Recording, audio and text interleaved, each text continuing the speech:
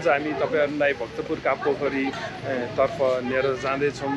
हामीले कतिवटा पोखरी देखाउन सक्छौँ र सबै त सकिँदैन होला, जति सकिन्छ त्यति तपाईहरुमाझ देखाउने कोसिस गर्दैछौँ। भक्तपुरको समयमा सुरुमा नै रानी पोखरी आउँछ। अब यो चाहिँ यस्तो बनावट छ सुरुको प्रवेशद्वार। अब हामी भित्र जाँदैछौँ।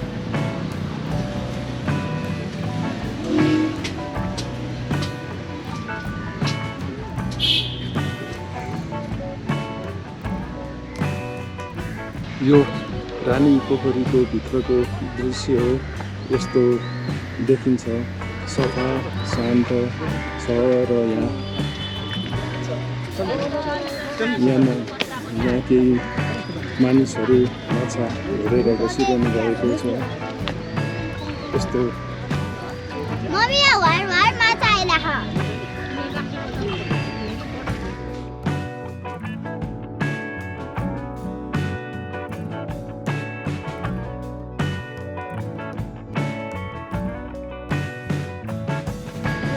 पोखरी परिसर अत्यन्त सफा छ।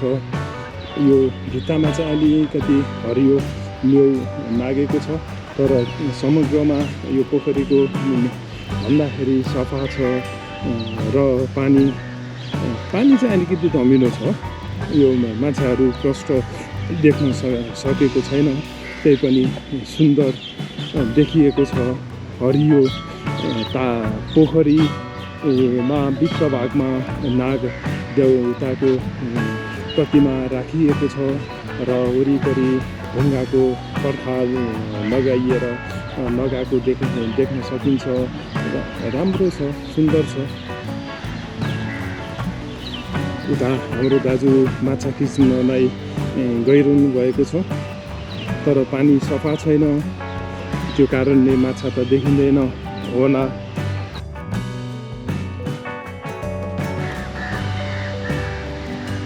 रानी पोखरीको यो दृश्य हो। हेर्नुहोस् कस्तो सफा, हरियो पानी, निलो आकाश कस्तो सुहाएको छ। बिचमा नागको प्रतिमा कस्तो सुहाएको छ। पोखरीको पूर्व पश्चिम उत्तर दक्षिणमा प्रवेशद्वार बनाइएको छ र प्रवेशद्वार सँगसँगै पाटी पनि बनाइएका छन्।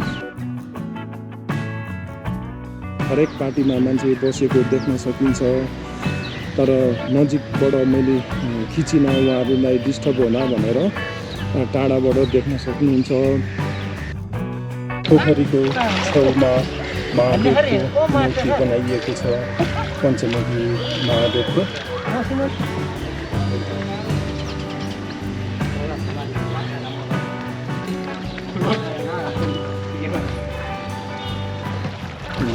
घुम्न आउने मानिसहरूले माछालाई आहारा दिँदै हुनुहुन्छ र माछा पनि मछाड गरेर खाने कोसिस गर्दैछ।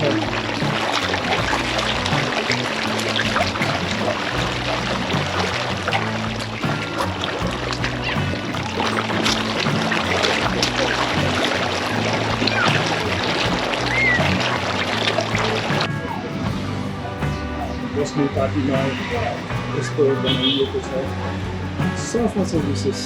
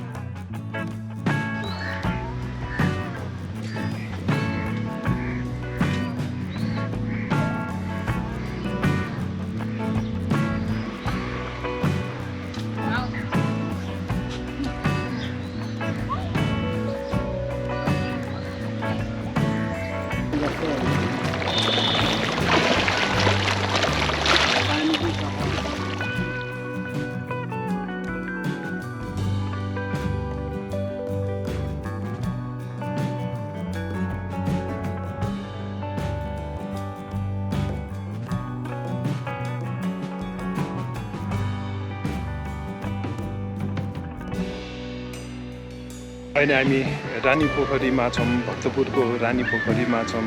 यहाँको पोखरी वरिपरि जे देखाएँ जे मैले देखेँ त्यही देखाएँ र यहाँ प्रशस्त मात्रामा माछाहरू रहेछन्, त्यही देखाएँ।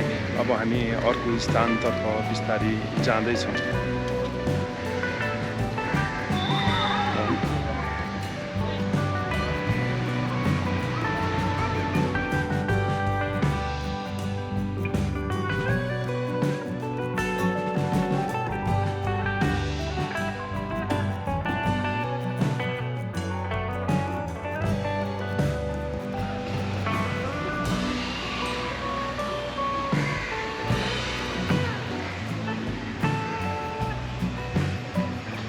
यो ऐतिहासिक पोखरी हो, भक्तपुरमा अवस्थित।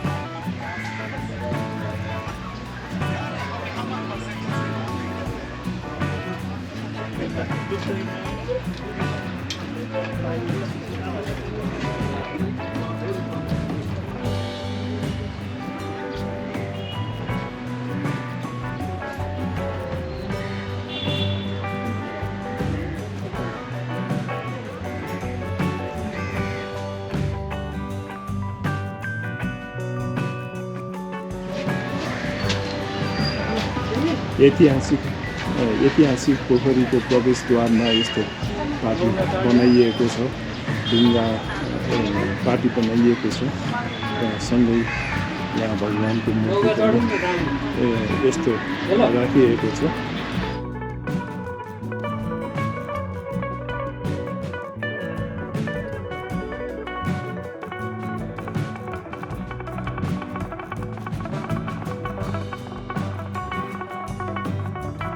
यहाँ संरक्षणको अभावले मूर्ति हराएछ।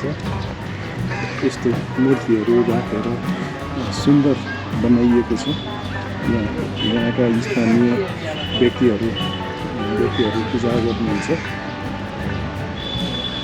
यहाँ सँगसँगै यता भित्तामा पनि बनाइएको छ। यहाँ गणेश भगवान विराजमान हुनुहुन्छ। त्यहाँ शिवलिङ्ग, नन्दी,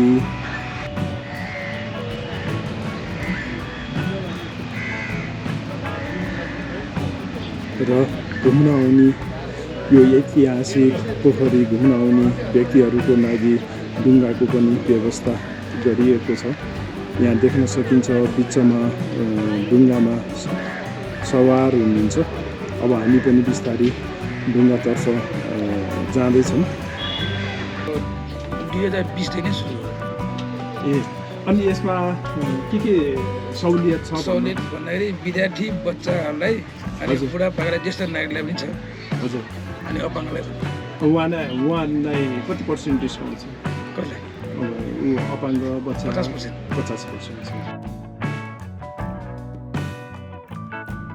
ऐतिहासिक पोखरीमा पहिलोचोटि ढुङ्गा चढाउँदैछु।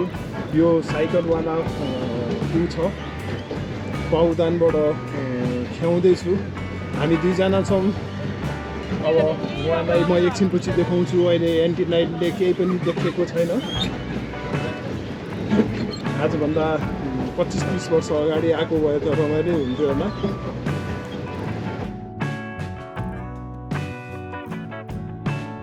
ऐतिहासिक सिद्ध पोखरीमा 4वटा प्रवेशद्वार छ।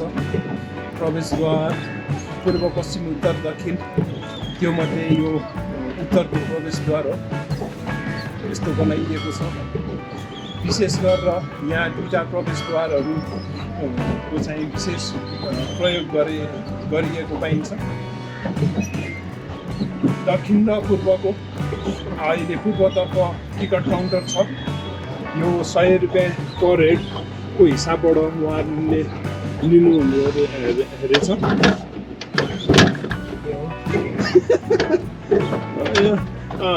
अघि नै उहाँ दाजुसँग हल्का कुराकानी पनि गरेको थिएँ। उहाँले भन्नुभयो अपाङ्ग बालबच्चा वृद्धहरूलाई 50%को सहुलियत छ। म यहाँ साइक्लिङ पनि गर्दैछु। यसरी यहाँ सायदमा स्टियरिङ पनि काट्दैछु।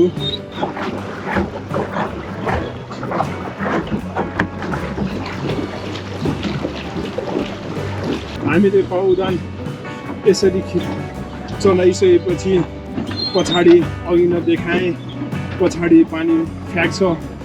स्टियरिङ हामीले यसरी काटिसकेपछि यहाँ स्टियरिङको भाग यस्तो देखिन्छ।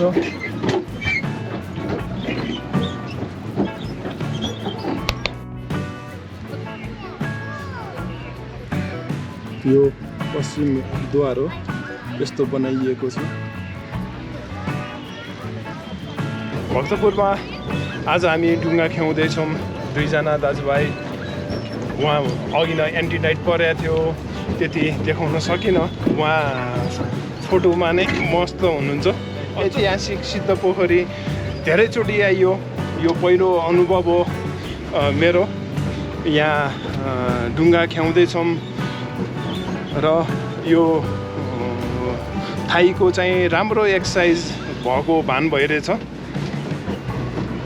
यति त धेरै हिँड्न पर्थ्यो। यहाँ सबजना बहिनीहरू टिकटक बनाउँदै हुनुहुन्छ। हामी यता डुङ्गामा छौँ।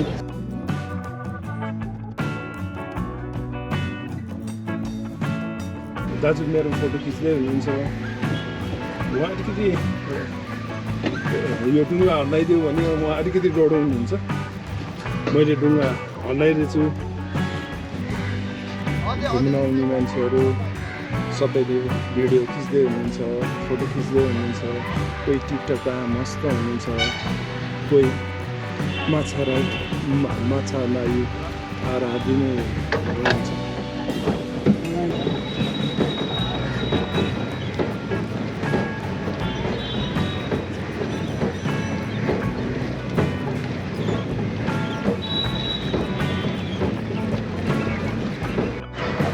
यो पूर्वी प्रवेशद्वार हो। यिनैबाट डुङ्गाको टिकट, डुङ्गाको व्यवस्था सबै यिनैबाट छ। यिनैबाट हामीले डुङ्गा चढेको हो। यहाँ स्टक डुङ्गा पनि देख्न सकिन्छ। यस अनुभवमा रमाइलो भयो। यस्तो छ, हामी बिस्तारै अगाडि बढ्दैछौँ। रमाइलो भयो आजको यात्रा। ठिक छ, तर अलिकति घुँडा दुख्दो रहेछ। अनुभवमा, डुङ्गाको अनुभवमा अलिकति घुँडा दुख्दो रहेछ। यो ह्याबिट नभएर होला या पाइडर राम्रो नभएर होला, जे होस् 100 रुपियाँ तिर्दाखेरि पनि नयाँ अनुभवको साथमा भक्तपुर ऐतिहासिक पोखरीमा सैर गऱ्यौँ दुईजना दाजुभाइ। अब पैदल घुम्नेछौँ।